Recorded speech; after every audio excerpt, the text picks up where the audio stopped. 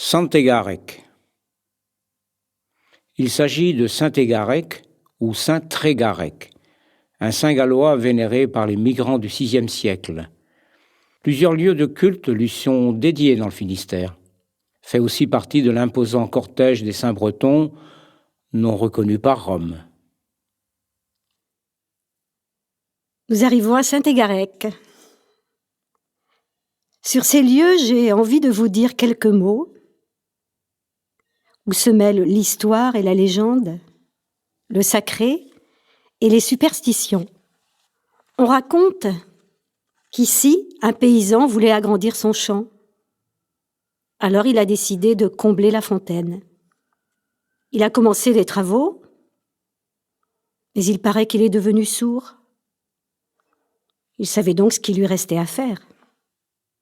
Dès qu'il a commencé à déboucher la fontaine, il a recouvré l'ouïe. C'est pas un miracle, ça? Voilà ce que nous disent les textes. L'histoire. Les sources écrites et la tradition orale font état de la fréquence des comblements des fontaines dans le diocèse du Léon. On connaît ainsi une dizaine d'endroits où les fontaines ont été comblées. Aucun autre diocèse breton n'en présente de semblables. Et tout porte à croire que ces obstructions ont été effectuées au XVIIIe ou au début du XIXe siècle. Monseigneur Jean-François de la Marche, 1729-1806, était alors évêque du Léon. C'est lui qu'on appelait Anescopar patates, l'évêque des pommes de terre, car il avait introduit la pomme de terre sur les terres du Léon.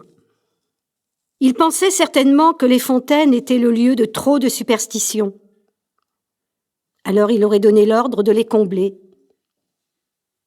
À Saint-Égarec, en Kerlouan, la fontaine est dite nouvellement découverte en 1892. Un siècle de comblement, c'est plus de temps qu'il n'en faut pour faire naître les légendes.